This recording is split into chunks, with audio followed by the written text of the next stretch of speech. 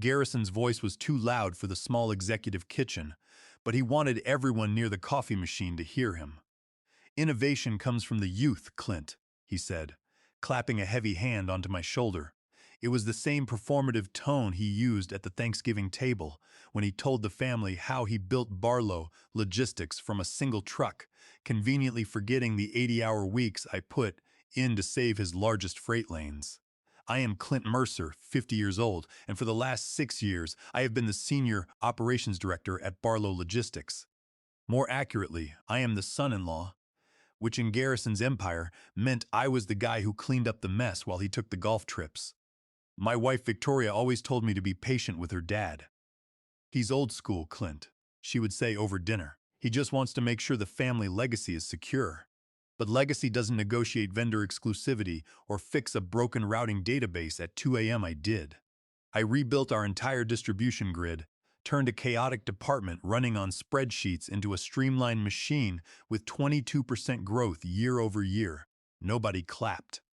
Hell, I think half the office still treated me like a glorified assistant who married into the boss's family.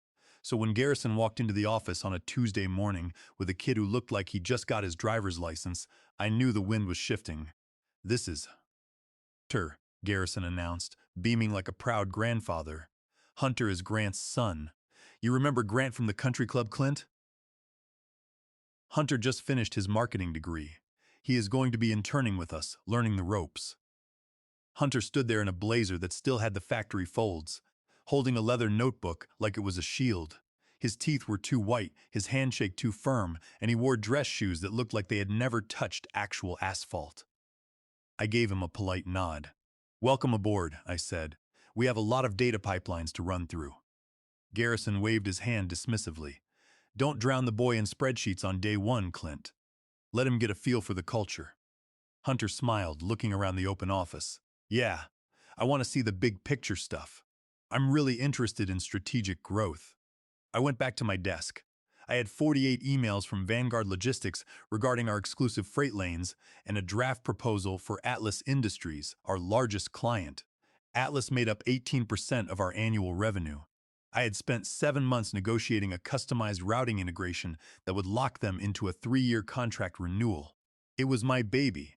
I wrote the code, mapped the regional distribution nodes, and secured the logistics waivers that saved them $140,000 in monthly overhead. Garrison's only contribution was taking the Atlas executives out to steak dinners and signing the final page. Within 3 days, Hunter was moved from the generic intern desk to a window office 2 doors down from mine. He had dual monitors, a brand new ergonomic chair, and a standing desk. I was still working off the same cracked laptop I had used since I started. Hunter spent his mornings wandering around the department with a coffee cup, asking my coordinators questions like, "What's the synergy here?" Or "How do we scale this narrative?" On Friday afternoon, he walked into my office. "Hey, Clint," he said, leaning against the door frame. "Garrison said I should look at the Project Elevate docs, the Atlas rollout. Do you have the login for the Vanguard API?" I looked up from my screen. "Onboarding takes 2 weeks, Hunter. Have you read the Vanguard exclusivity clauses yet? Especially Section 7 on regional operational liaisons. It's complicated." Hunter waved his hand, echoing Garrison's gesture perfectly. "Oh, I'll figure it out. I'm pretty quick with tech. Just send me the raw files." I didn't argue. I sent him the link to the public training manual and nothing else. The next week, the rumors started. It began with whispers by the water cooler and a misdirected calendar invite from the CFO's admin. There was a big announcement coming. Everyone in my department was excited. They kept slapping my back and saying, "Clint, this is it. Garrison is finally putting you in the driver's seat. You built this entire Atlas system from scratch." I tried to stay grounded, but that tiny candle of hope in the back of my mind flickered to life anyway.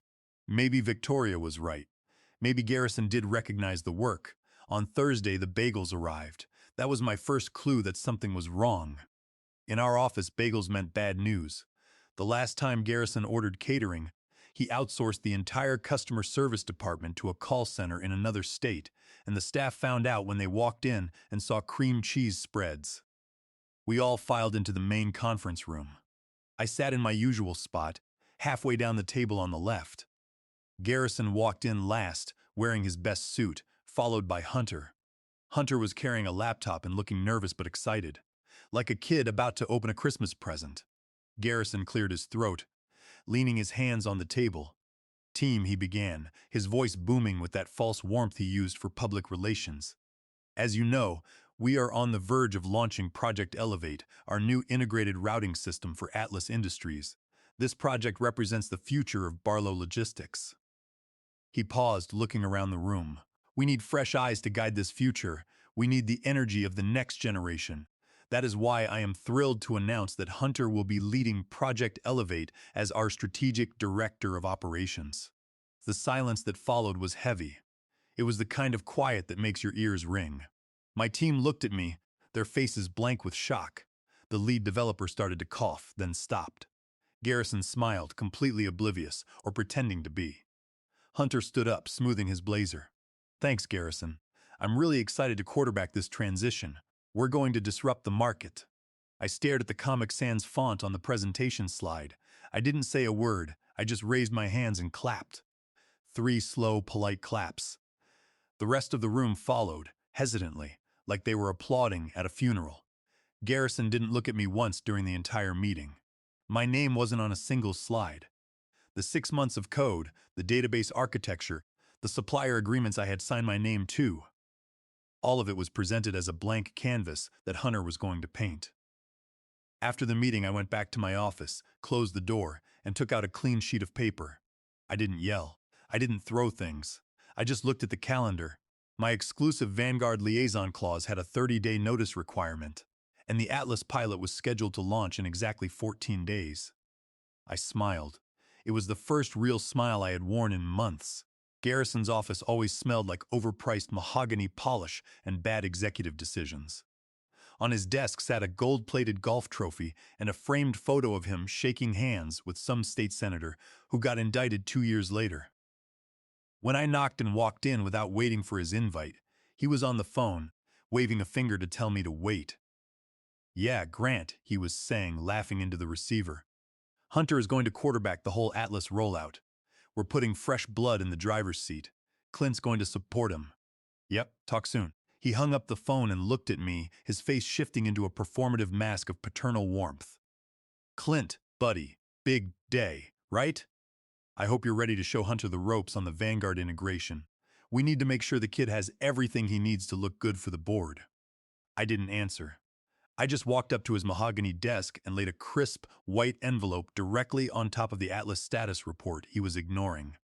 "What's this?" Garrison asked, his eyebrows knitting together. "My resignation," I said.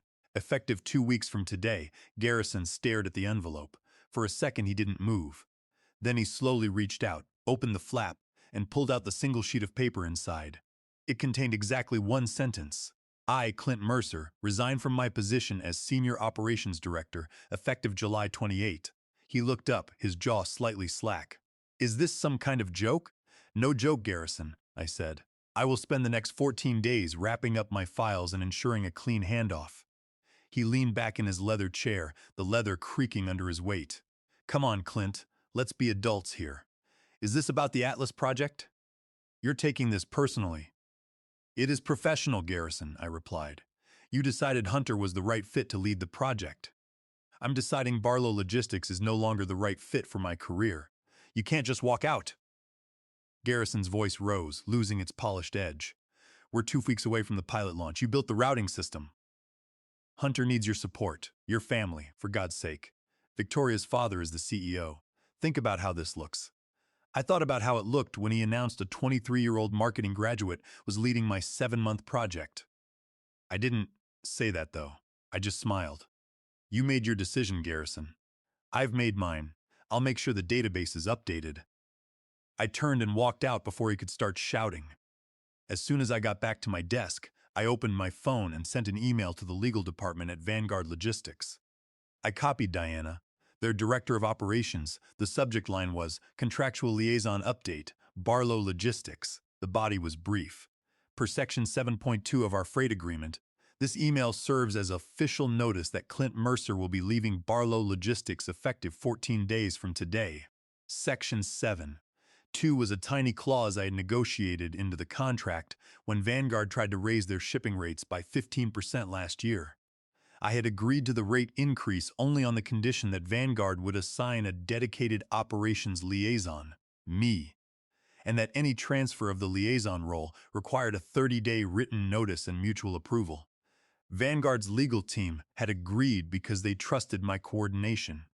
Garrison hadn't even read the clause. He just saw that the rates were settled and signed the contract during a lunch break. I spent the next 2 weeks cleaning out my office. I didn't make a scene. I didn't tell my team the details. I just archived my emails, cleaned up my personal files, and organized my handoff notes.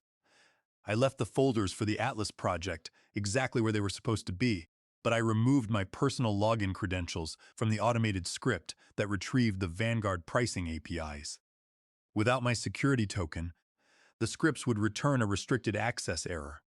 By my final Friday, the office was quiet. Garrison hadn't spoken to me since the resignation. Hunter had spent the last 2 weeks in meetings with the marketing team, designing a new logo for Project Elevate and drafting a press release.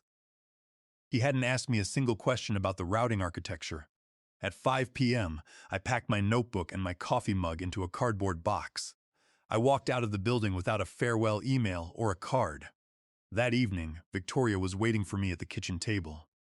She had ordered takeout from our favorite place, but she hadn't touched her food.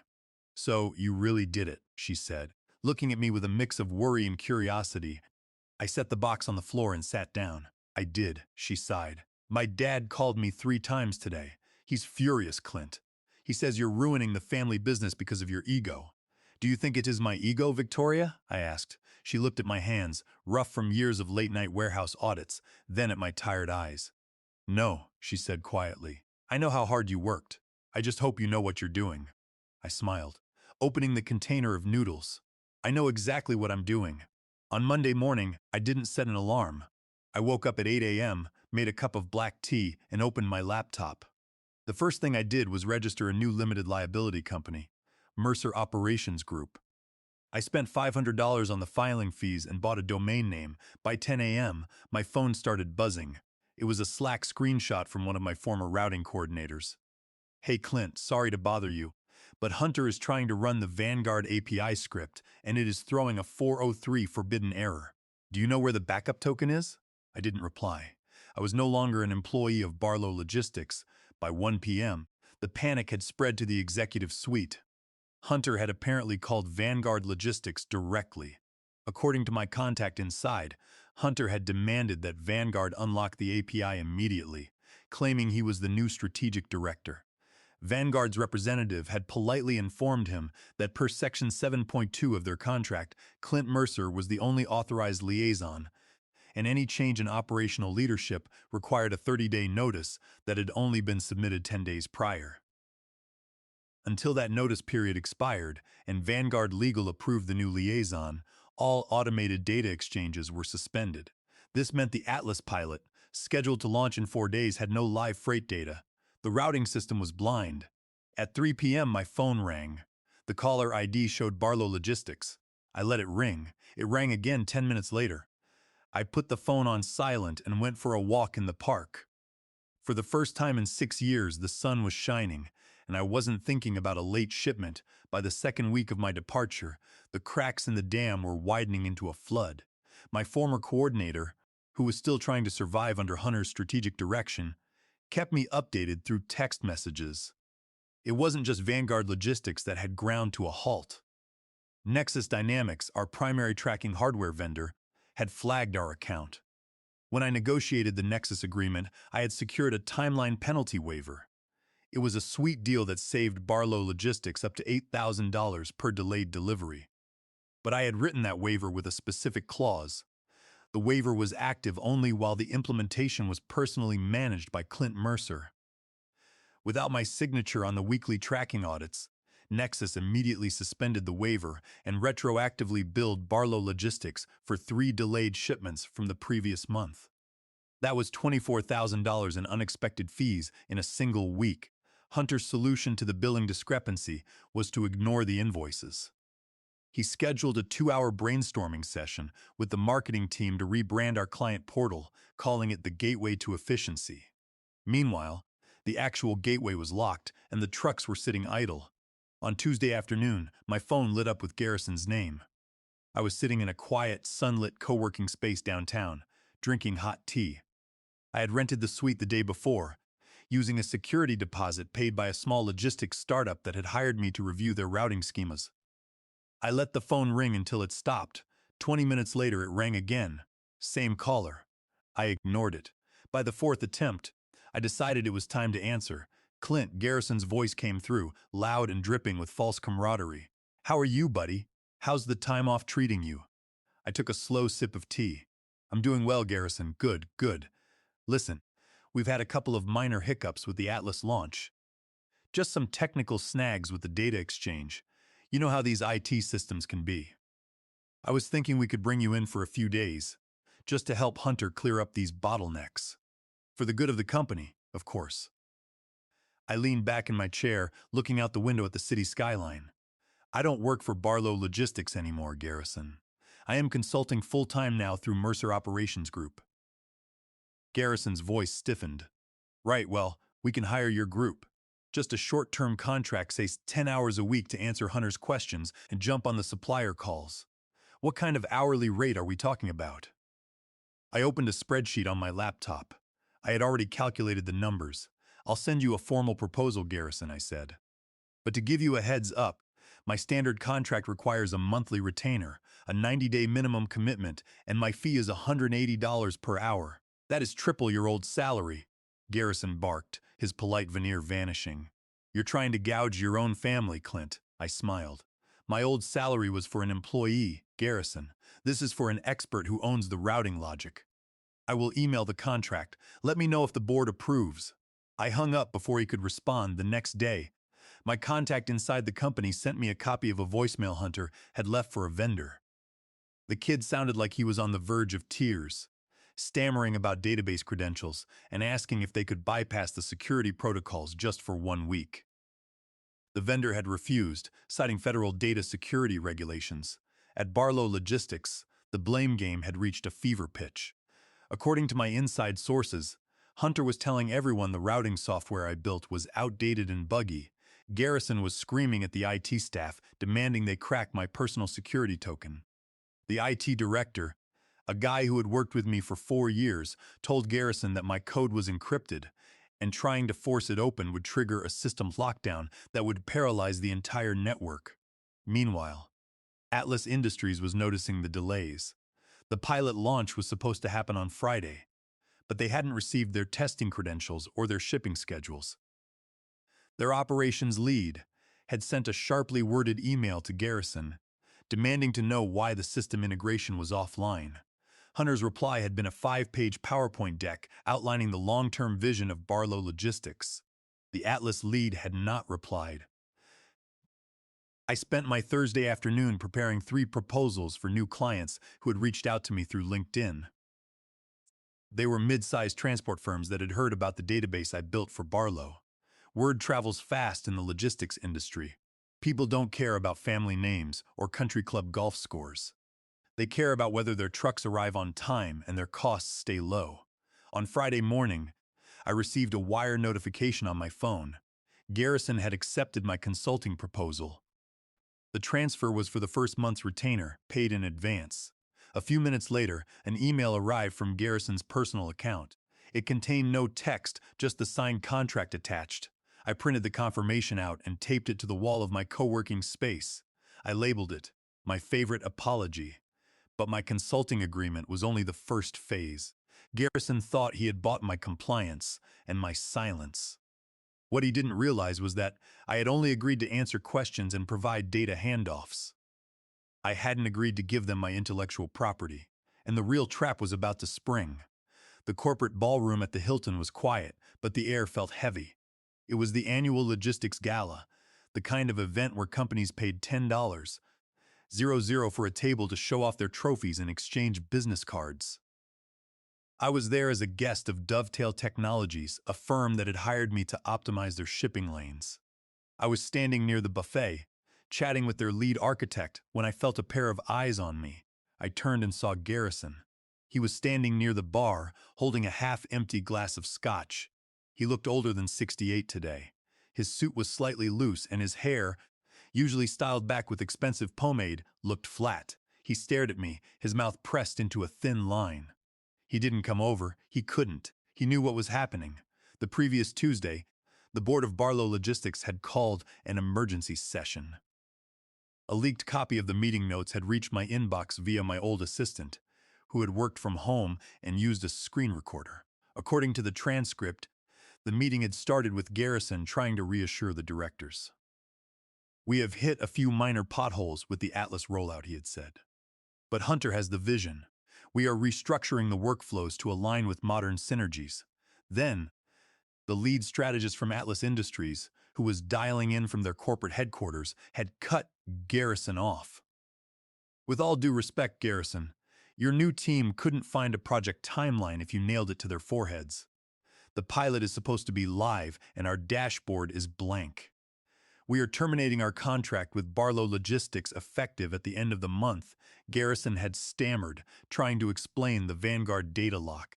"We are bringing Clint back on a consulting retainer to resolve the technical integration. It will be sorted in 48 hours. The Atlas strategist hadn't hesitated. "Don't bother. We have already signed a direct services contract with Clint's new firm, Mercer Operations Group. If Barlow Logistics wants to handle our freight deliveries, your staff will coordinate through Clint. He has the exclusive rights to the routing dashboard." The silence in the boardroom had lasted for a full 10 seconds. "What do you mean he has the rights?" Garrison had demanded, his voice cracking. "He was our employee. The code belongs to the company." At that point, Barlow's chief legal counsel, a woman who had spent 15 years keeping the company out of court, had cleared her throat and slid a red folder across the table. "Actually, Garrison," she had said, her tone flat. "We have a problem." She opened the file and pointed to the exit agreement Garrison had signed 2 weeks prior. Section D, Clause 4B.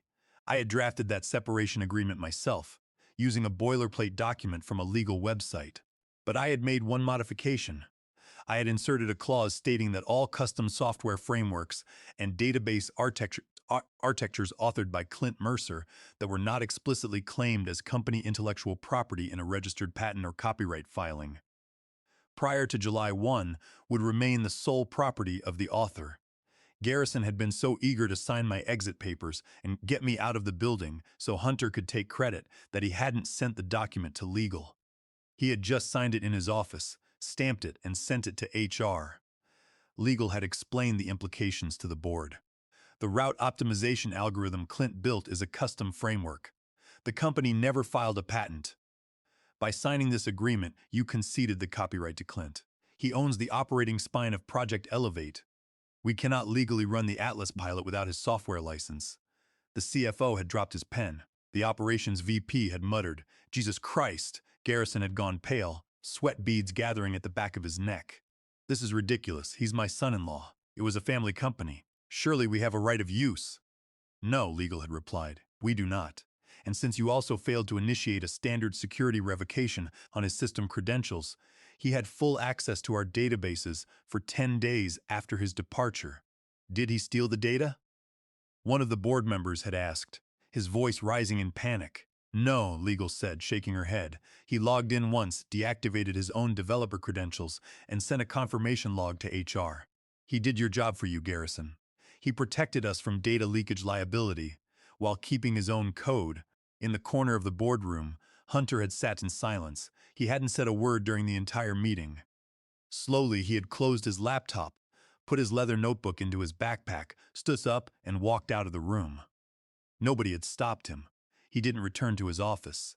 By 5 p.m., he had deleted Barlow Logistics from his LinkedIn profile and replaced it with "exploring new opportunities." Garrison had looked around the table, his eyes darting from one director to another. "What do you want me to do?" he had whispered.